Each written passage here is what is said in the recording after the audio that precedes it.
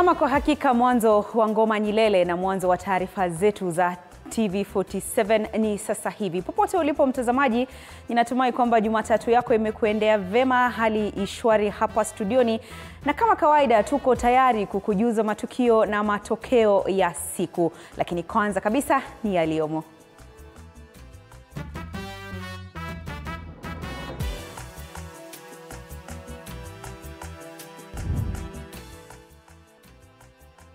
Serikali yazindua programu ya Nyota kwa mbwembwe, maafisa wakimiminika kote nchini kupeleka matumaini mapya kwa jamii. Ila mpango huu bado unapingwa na baadhi ya wananchi. Je, hii ndiyo sura mpya ya maendeleo ya kisasa? Mahakama yasitisha malipo ya waathiriwa wa ukatili hadi Oktoba 21. Wakati huo huo, Faith Odhiambo ajiuzulu ghafla kutoka jopo la kitaifa la fidia, hatua iliyotikisa sekta ya sheria. Mwanamume Nairobi afungwa miezi miwili au faini ya shilingi 30,000 kwa bili ya karamu. Alijivinjari usiku kucha, asubuhi akaamka gerezani. Maisha ya raha bila mpango, gharama yake ni uhuru.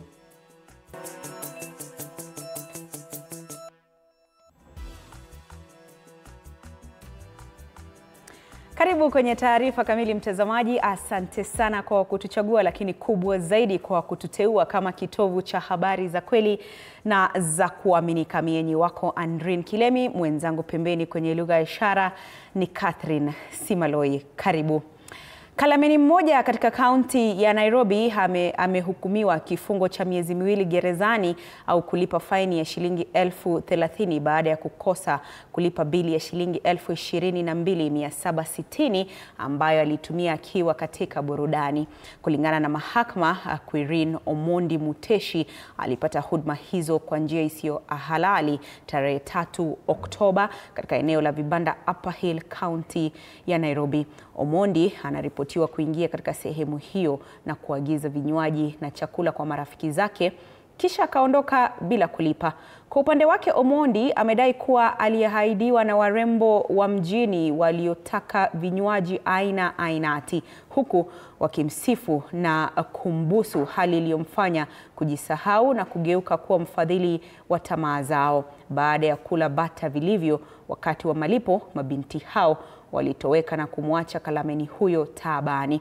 Kalameni alielezea mahakama kuwa yeye ni jogoo wa shamba na hajalijua jiji na kuomba msamaha. Hata hivyo, baada ya kuzingatia tetesi za Omondi, hakimu alimhukumu kifungo cha miezi miwili gerezani au faini ya shilingi 30,000. In the celebration, I got so high and I was surrounded with a lot of ladies. Everybody was calling for whatever he wanted and he did. Finally, these people disappeared. Some even made transactions within my funds. But I'm standing now, I even have loans that I don't know how I incurred. I regret for that action, Your Honor. You know, some of us, we really suffer because we are quite new in Nairobi. But now we are knowing it one by one. So I think we are going to be more careful. Na mpango wa kuwainua vijana ambao hawajabahatika kufika vyuo vikuu baada ya kumaliza kidato cha 4 wa Nyota uliendeshwa na makatibu wakuu katika kaunti zote nchini, huku vijana 70 katika kila wadi wakitarajiwa kunufaika kwenye mpango huo wa miaka 5 wa ushirikiano wa serikali ya Kenya na Benki ya Dunia. Aidha, katika kaunti ya Nakuru, mpango wa Nyota umekumbwa na pingamizi, wa wawakilishi wadi wakielezea kutokuwepo na uwazi sawa na idadi ndogo ya watakaonufaika nao. Mike Chalo na mkusanyiko wa jinsi shughuli zilivyokuwa katika kaunti. Viongozi katika kaunti mbalimbali walikusanyika katika maeneo tofauti tofauti kwenye vikao vya hamasa ya mpango wa Nyota. I want to encourage everybody, the women, the youth, the persons with disability, that this is the time Through Nyota, you'll get the training that you require, you'll get the seed money that you require. Vijana 70 wakitarajiwa kunufaika na shilingi 50,000 za biashara katika kila wadi kwenye hatamu ya kwanza. Wanaolengwa ikiwa ni vijana ambao hawakuhitimu vyuo au waliokosa kumaliza shule. Nyota ni mpango ambao serikali ya President William Ruto imeletwa juu ya vijana ambao wako na umri wa miaka 18 mpaka 29 na ambao hawajapata nafasi ya kuendeleza masomo yao. And this is a very key initiative to ensure that those who do not have opportunities to participate in the development of the country are given platforms and channels to bring in their ideas. Usajili wa vijana katika mpango huo ukitarajiwa kuendelea hadi tarehe 12 mwezi huu. Mpango huo ukiwajumuisha vijana wenye umri wa miaka 18 hadi 29, huku vijana walio na ulemavu wakikubaliwa hadi walio na miaka 35. Tumeongea na chiefs, tumewaambia warudi ground, watutafutie hawa watu. Hii mradi ni apply ni digital. The MPs are also discharging their responsibilities across the country. The office of the senator was also represented. Kufikia sasa, idadi kubwa ya vijana tayari wamejisajili watakaokabidhiwa fedha hizo ambazo si za mkopo bali ikiwa ni kama ruzuku, huku wakitarajiwa kupunguza idadi kubwa ya vijana wasio na ajira. This is a grant, not a loan. So our youth will come out and apply. You don't need airtime on your phone. Just dial *254#. We want to direct the energies of our young people to play their rightful role in the building of this great nation we call Kenya. Viongozi katika kaunti tofauti wakionekana kukumbatia mpango wa Nyota. Wawakilishi wadi kwenye kaunti ya Nakuru walionekana kutokuwa na imani nao, huku waliokuwa wakiwasilisha mpango huo wakipitia wakati mgumu.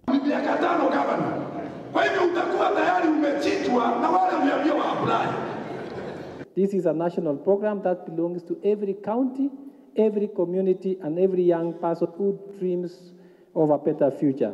When we are talking about employability, they are getting jobs, they are getting job skills. It is one of the things that, as a county and I believe as a republic, as Kenya, is so important. Wawakilishi hao wakidai hakuna uwazi kwenye fedha hizo sawa na idadi ndogo ya vijana watakaonufaika. Vile wakipinga matozo ya NSSF ya shilingi 3,000. Aidha wameutaja mpango wa Nyota kama njia ya serikali ya kusaka uungwaji mkono kutoka kwa vijana kwenye uchaguzi mkuu wa mwaka 2027.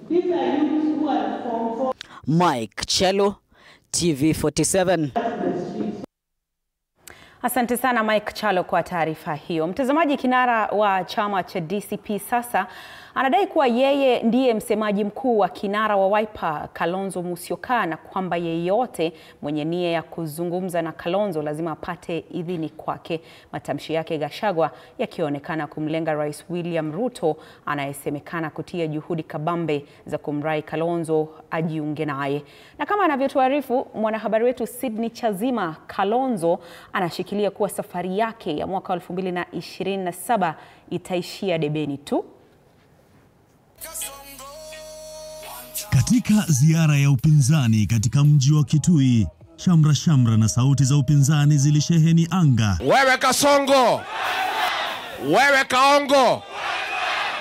Na hapa vinara wa upinzani walinoa ndimi zao tayari kumkata kisiasa Rais Ruto, ambaye hapo mbeleni ataongoza sherehe za mashujaa mjini humo. Kwa mintarafu hii, kinara wa DCP Rigathi alitangaza wadhifa wake mpya katika upinzani. Sasa sisi tumekuja hapa kama familia, na tumekubaliana juzi mambo ya hii familia yetu. Mimi ndio spokesman wa hii familia, si ndio? Usemi wake Gachagua ukimlenga Rais Ruto anayedaiwa kuwatumia wandani wake kumtongoza kisiasa Kalonzo Musyoka ili auhame upinzani. Kwa niaba ya familia namwambia William Ruto, wewe wachana na Kalonzo Musyoka. Si ndio? Si alitukana Kalonzo akasema ni mtu ya dengu, akwende asikwende, atembee asitembee.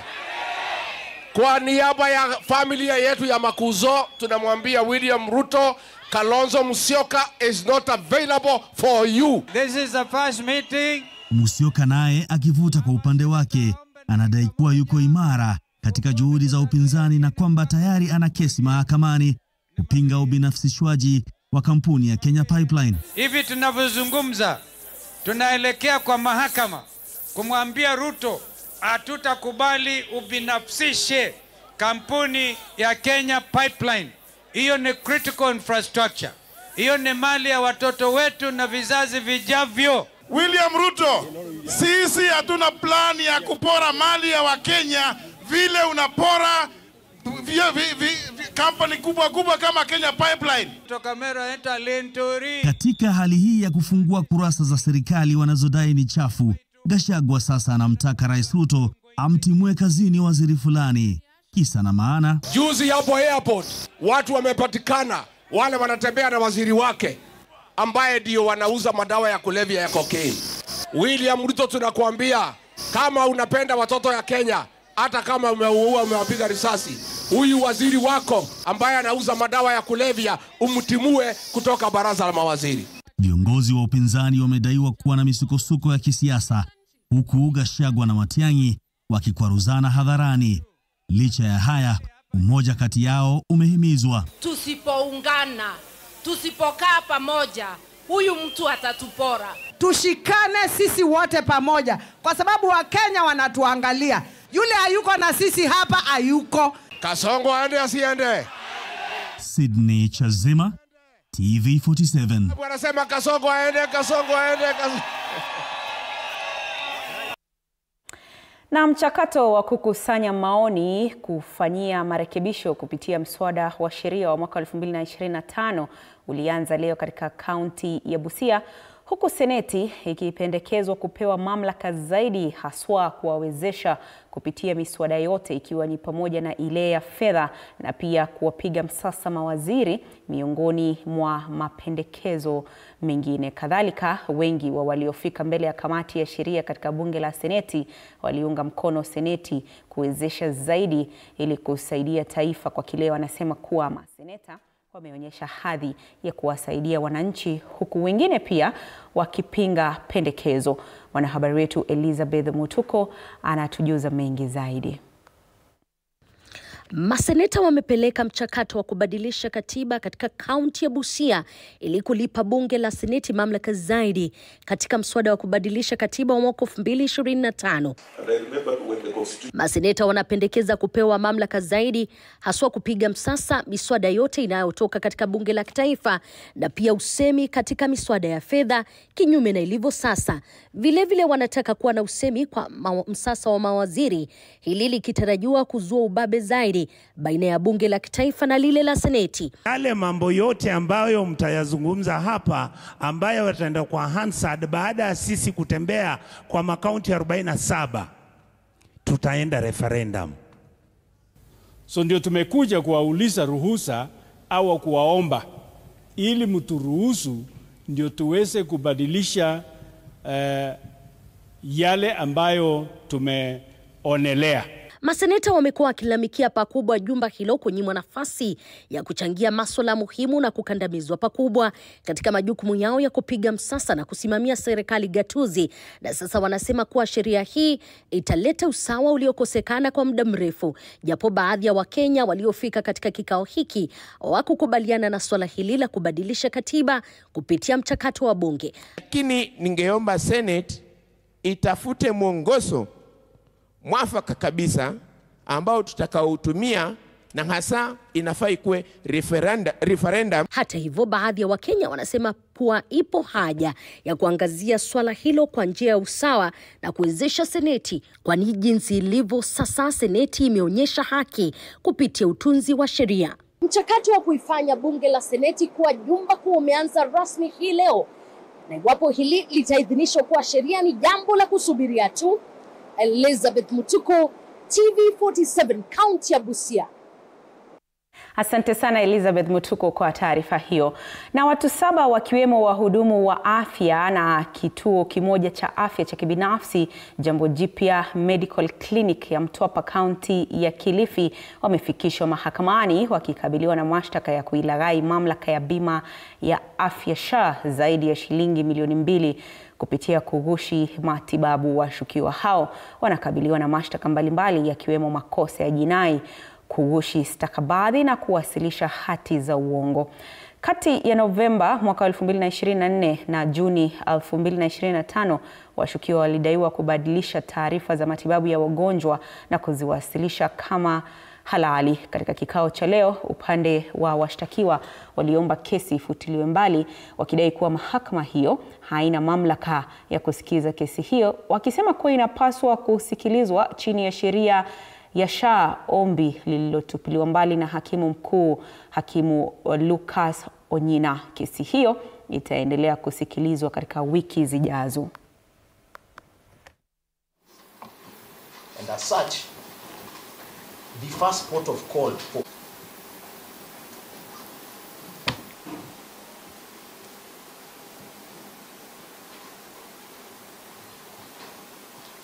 rejoinder, Your Honor. Justin Baraka. Na katika uchaguzi uliofanyika leo jijini Nairobi, baraza la magavana limewahifadhi viongozi wake wakiwemo gavana Ahmed Abdullahi wa Wajir kama mwenyekiti na gavana Mutahi Kahiga wa Nyeri kama naibu mwenyekiti kwa muhula mwingine wa uongozi. Baraza la magavana hii leo limefanya uchaguzi wa viongozi wa baraza hilo wakiwemo mwenyekiti, naibu mwenyekiti na wenyekiti wa kamati mbalimbali. Today, in fulfillment of the provisions of sections 19(2) and 3 of the Intergovernmental Relations Act 2012, the Council of Governors convened a full council meeting in which elections were held for the executive and technical committee chairs. The council's elections are undertaken by consensus, and we unanimously agreed on the leadership that will steer the council for the next 1 year. Katika kikao hicho muhimu, gavana wa Wajir Ahmed Abdullahi na gavana wa Nyeri Mutahi Kahiga walisalia katika nyadhifa zao za hivi sasa baada ya kushinda uchaguzi huo. Viongozi hao watachukua nafasi ya kuongoza majadiliano ya sera, usimamizi wa rasilimali na ushirikiano kati ya serikali za kaunti na serikali kuu. The executive leadership of the Council of Governors for the next 1 year. Chairperson of Council of Governors, yours truly, His Excellency FCPA Ahmed Abdullahi, Governor of Wajir County. Vice Chair of the Council of Governors, His Excellency Dr. Mutahi Kahiga, Governor of Nyeri County. Baraza la magavana lilijitokeza kwa kauli moja kutetea kaunti ya Kiambu ambayo imekumbwa na ukosoaji mkubwa kuhusu matumizi ya fedha na hali ya sekta ya afya katika kaunti hiyo. The council disassociates from the headline about the death of 136 babies and categorically states that it is not factual, it is pure witch hunt. Let's keep that toxic politics out of healthcare. Let's allow governors to run healthcare. Healthcare cannot be run, as I said before, and I will keep repeating it, through PR or publicity, whether good or bad. Baraza la magavana limeeleza dhamira ya kuimarisha usimamizi wa fedha, wazi na uwajibikaji. Gavana wa Tharaka Nithi Muthomi Njuki sasa ndiye msimamizi wa utiifu, akichukua wadhifa uliokuwa wake gavana wa Nandi Stephen Sang, huku Simbarati wa Kisii aliyekuwa mwenyekiti wa hati ya uhamasishaji wa rasilimali sasa atakuwa mwenyekiti wa kamati ya usalama. Uchaguzi huo ulifanyika katika ofisi ya COG katika jengo la Delta Center Westlands. Katibu mwandamizi katika Wizara ya Elimu ya Juu Dr. Beatrice Nyangala amesema kuwa serikali iko tayari kutekeleza uamuzi wa mahakama kuhusu kiwango cha fedha kinachopaswa kulipwa wahadhiri wa vyuo vikuu walio kwenye mgomo. Nyangala amewataka wahadhiri wote nchini kurejea kazini baada ya mgomo huo kutangazwa kuwa haramu. Amesema kuwa tume ya mishahara na marupurupu imeshauri serikali kulipa shilingi milioni 624 pekee na si shilingi bilioni 7.2 zinazodaiwa na wahadhiri hao. In terms of the youth, who is out there who's doing something that is very good, that you... and if they require some training,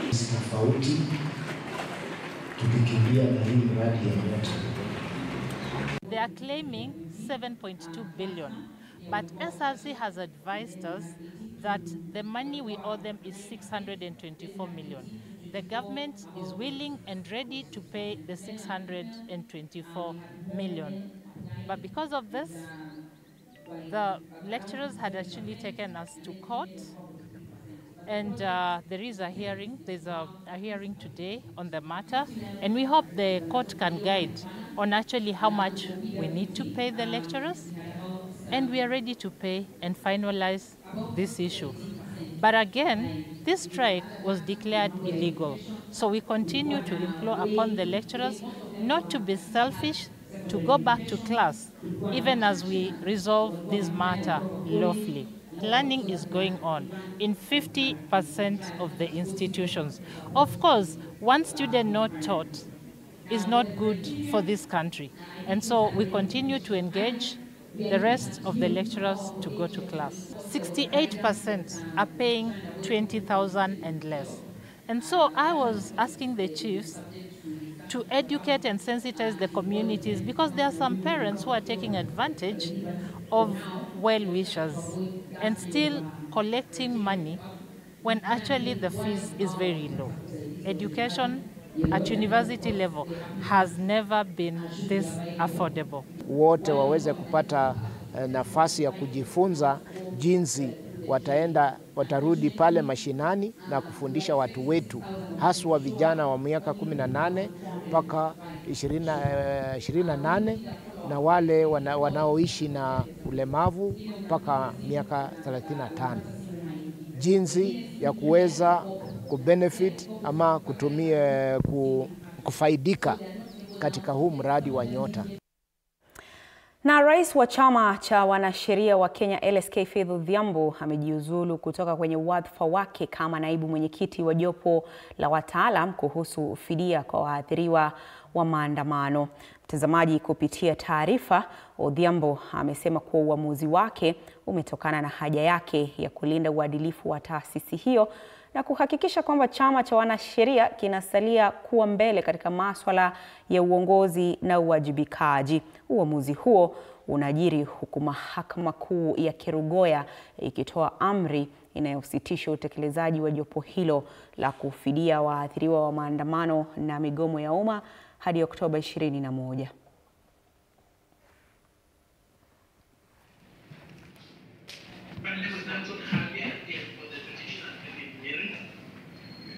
Order signed on the 8th of September. On the system, please. We have dispensed with the application. Yes. It's only proper that we extend it until the hearing of the petition. I am able to consider this matter at every time when the matter comes.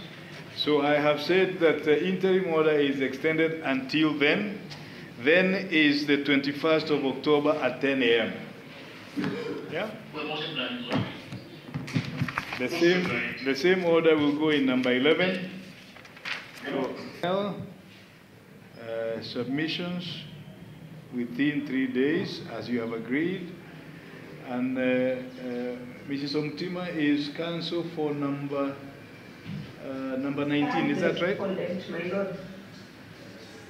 Respondent in number 11. Okay. And I think we will take a practice in number 10. Na wawakilishi wadi wawili kutoka kaunti ya Embu wamejiuzulu ili kugombea kiti cha ubunge cha Mbeere Kaskazini katika uchaguzi mdogo wa Novemba 27. Mwakilishi wa wadi ya Muminji Newton Karish na mwenzake wa Ivrore Duncan Mboi waliwasilisha barua zao za kujiuzulu kwa katibu wa bunge la kaunti ya Embu. Mwanahabari wetu Carol Wangari na kina cha taarifa hii. Huku kampeni za mapema za uchaguzi mdogo zikianza, mabadiliko ya kisiasa yameanza kushika kasi katika kaunti ya Embu. Kaunti hii sasa ikitarajiwa kuwa jukwaa la mapambano makali kati ya wagombea watatu. Mmoja wao, mwakilishi wa wodi ya Muminji Newton Karish, alijipigia debe akisema kuwa yuko tayari kukabiliana na wapinzani wake katika uwanja wa kisiasa. Nilikuwa nimekuja kuangalia kama naweza pata clearance letter, na mimi naona haina shida. Hiyo nimepata. Kwa hivyo mimi sasa ni kujikakamua na kufanya mipango ya kushughulikia nomination ya Wednesday. Mimi nasimama na chama Democratic Party of Kenya, na sisi tuko tayari kumenyana na hao watu. Nimetumikia watu wa Muminji for almost 2.5 terms. Manake hii ilikuwa term yangu ya 3. Na mimi ningetaka kuambia wenzangu wasimamie watu kabisa kwa moyo na kusimamia kwa haki. Kama wewe unataka kusema yes kwa jambo lolote, sema yes pahali yes inatakikana. Aidha, chama cha UDA ambacho ndicho chama tawala kimemteua Leonard Muthande anayepokea ushauri wa kisiasa kutoka kwa waziri wa utumishi wa umma Geoffrey Ruku, ambaye ndiye aliyekuwa mbunge wa Mbeere Kaskazini kabla ya kuteuliwa katika baraza la mawaziri la Rais Ruto.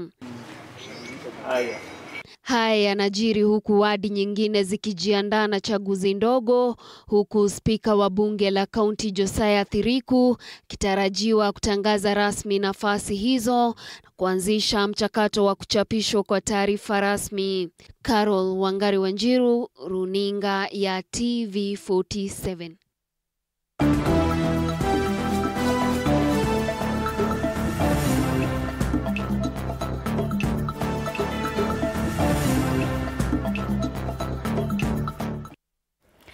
Na michezoni ni kuwa timu ya taifa ya soka Harambee Stars wanatarajiwa kuondoka nchini hapo kesho kuelekea Bujumbura, Burundi. Stars wamefanya mazoezi yao ya mwisho leo chini ya kocha Benni McCarthy na watamenyana na Burundi tarehe 9 mwezi huu kabla ya kuchuana na Ivory Coast Jumanne wiki ijayo. Kocha Benni ametaja kikosi cha wachezaji 24 ambao watasafiri kesho.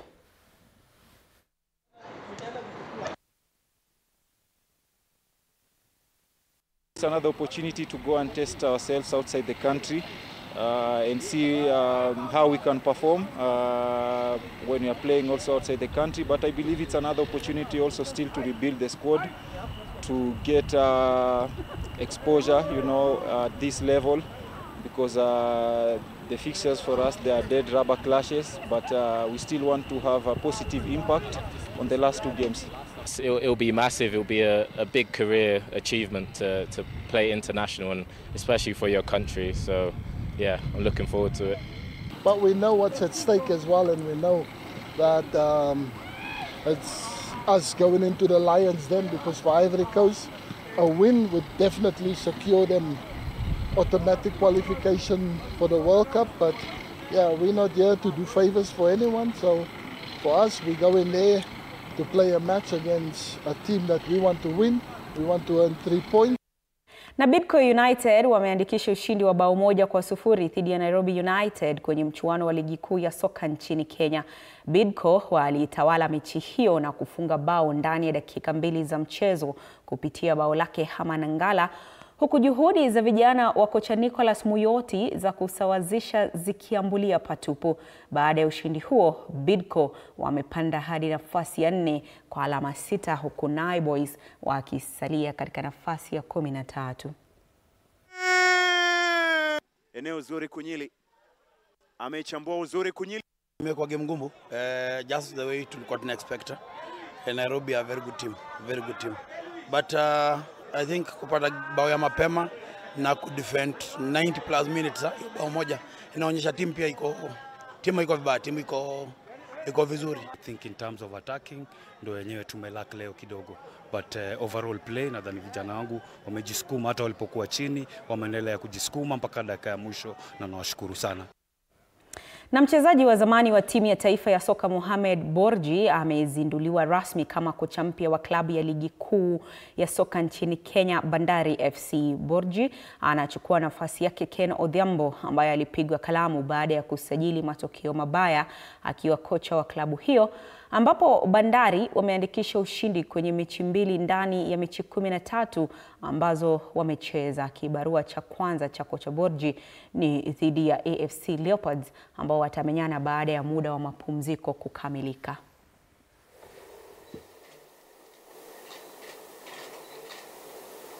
He's good talent. Maybe on structurer et building a strong team for supporter, for office, for everything. Bandari is a big team. We've got a lot of ambition, and the main is to win the league and also win silverware. And we believe the profile of the coach, Mohamed Borji, he has what it takes to win. He's a winner, and we believe he will be a great addition to help our ambition of winning the silverware within Bandari Football Club. Na kwa taarifa hizo za spoti, mtazamaji, sina la ziada. Ninatia kikomo kwenye taarifa zetu za upeo wa TV47 Jumatatu ya leo. Asante sana kwa wote waliofanikisha taarifa hizi, wakiwemo wapiga picha, waelekezi, wahariri pamoja na maripota wetu kutoka kaunti zote 47. Nimekuwa wako Andrin Kilemi, mwenzangu pembeni kwenye lugha ishara ni Catherine Simaloi. Uwe na usiku mwanana.